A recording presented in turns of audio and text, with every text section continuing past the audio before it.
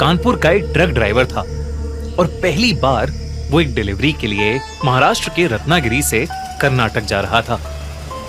प्रकाश अकेला था और रास्ता काफी लंबा था, पर नदी और पहाड़ों से घिरी कोंकण की कोस्टल रोड बहुत ही सुंदर लग रही थी। पर जैसे ही शाम ढलने लगी और अंधेरा हुआ, वो रास्ता इतना सुनसान और शांत हो गया कि प्रकाश को अजीब सी बेचैनी होने लगी। हर जगह धुंध आने लगी थी और इससे बचने के लिए प्रकाश ने ट्रक की हेडलाइट्स तेज कर दी। तभी उसने देखा कि आगे आने वाली खाली सड़क आम के पेड़ों से घिरी हुई थी और उसके चारों तरफ बड़े बड़े पत्थर पड़े थे। जैसे वो उस रोड के पास गया, उसे वहां कुछ दिखा। सड़क के किनारे एक छोटा सा बच्चा खड़ा था। उसने स्कूल यूनिफॉर्म पहनी थी और मिट्टी से लथपथ था। प्रकाश ने ट्रक धीरे किया और उस बच्चे के पास जाकर रोक दिया। उसने अपना शीशा नीचे किया और उस छोटे लड़के से पूछा कि वो इतनी रात को वहां क्या कर रहा है। पर उस लड़के ने प्रकाश को कोई जवाब नहीं दिया। वो सिर्फ जमीन को ही घूरे जा रहा था। जब प्रकाश ने उसे दोबारा बुलाया तो उस लड़के ने धीरे से सर उठाया और एक बेहद अजीब सी मुस्कान दी। एक मुस्कान जो किसी नॉर्मल इंसान की नहीं हो सकती थी। और अगले ही सेकंड वो लड़का प्रकाश की आंखों के सामने से उस धुंध में कहीं गायब हो गया। ये देखते ही प्रकाश कांप उठा।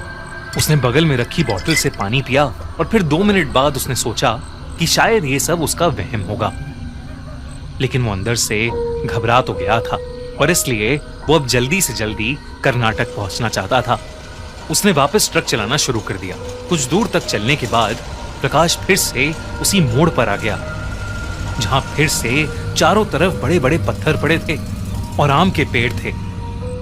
वही जगह जहां उसने उस बच्चे को देखा था। लेकिन इस बार प्रकाश रुका नहीं और आगे चलता रहा, पर बार बार वो उसी मोड़ पर आए जा रहा था। उसे समझ नहीं आ रहा था कि ये सब कैसे हो सकता है। प्रकाश ने 2 मिनट के लिए गाड़ी रोकी और रास्ता देखने के लिए अपना फोन खोला। वो घंटों तक गाड़ी चला चुका था, लेकिन मैप कर्नाटक पहुंचने के लिए उतना ही टाइम दिखा रहा था जितना पहले। उसने जैसे ही अपने एक साथी ट्रक ड्राइवर को कॉल लगाया, उसका फोन ही बंद पड़ गया। उसने फोन चार्जिंग पर लगाया, पर फोन अब चार्ज भी नहीं हो रहा था। तभी उसे फिर से वही बच्चा दिखा। वही मिट्टी से भरा यूनिफॉर्म, वही नंगे पैर, वही डरावनी मुस्कान लिए सड़क के उसी कोने पर खड़ा हुआ वो प्रकाश को देखकर मुस्कुरा रहा था। उसे देखते ही प्रकाश की रूह कांप गई। प्रकाश ने अपना ट्रक फुल स्पीड पर भगाया और अचानक जो बच्चा कई किलोमीटर पीछे था, उसकी गाड़ी के सामने आ गया। प्रकाश अब बहुत ज्यादा डर गया था। वो उस बच्चे को ट्रक के सामने देखकर भी रुका नहीं और वो ट्रक उस बच्चे के आर पार निकल गया। प्रकाश ने रियर व्यू मिरर से पीछे देखा तो सड़क एकदम खाली थी। प्रकाश को समझ आ गया था कि उसके साथ कुछ बहुत ही ज्यादा भयानक हो रहा है और उसे उस जगह से निकलना होगा। प्रकाश बिना रुके ट्रक फुल स्पीड पर चलाने लगा।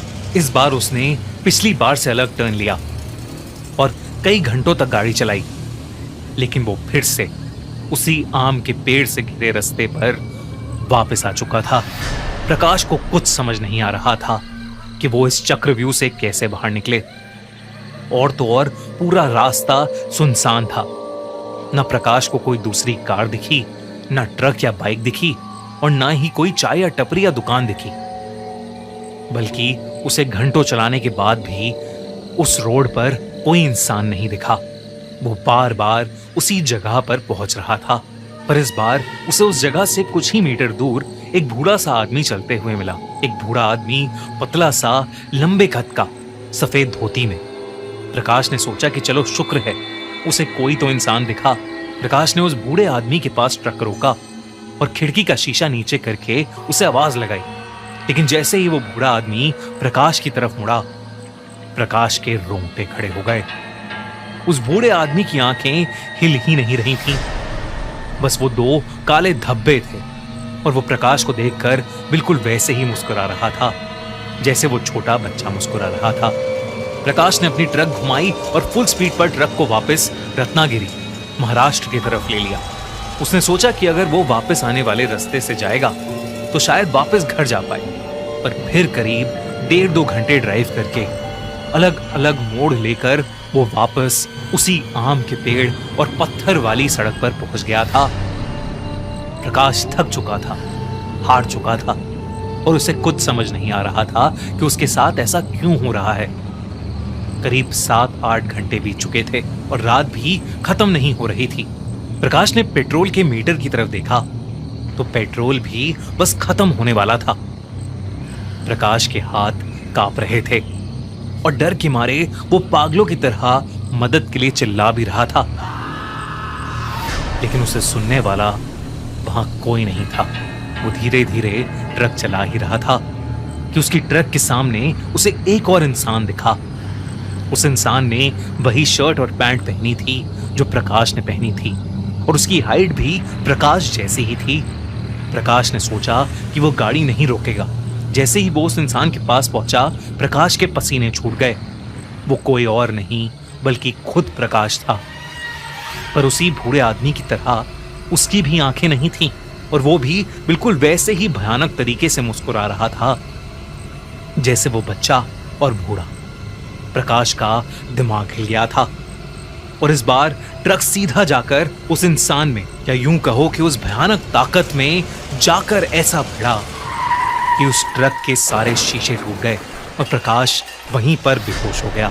सुबह जब एक कार उस रोड से गुजर रही थी तब उस रोड पर ड्राइवर को दिखा कि एक ट्रक का एक्सीडेंट हुआ पड़ा है और वो एक बड़े से पत्थर में घुसी हुई है। उस आदमी ने देखा तो ट्रक के अंदर जख्मी हालत में प्रकाश पड़ा था। उसकी सांसें चल रही थीं और इसलिए उसे तुरंत हॉस्पिटल ले जाया गया। प्रकाश की आंख 2 दिन बाद खुली। उसने लोकल पुलिस वालों और डॉक्टर्स को जो कुछ भी उसके साथ हुआ सब बताया। प्रकाश की सारी कहानी सुनते ही सबको समझ आ गया कि प्रकाश का सामना कोंकण के बहुत ही ताकतवर चकवा से हुआ था। उन्होंने उसे बताया कि चकवा, जिसे छलावा भी कहते हैं, एक भयानक ताकत है जो तुम्हें अपने झूठ में फंसा लेता है। चकवा किसी एक रूप में नहीं दिखता।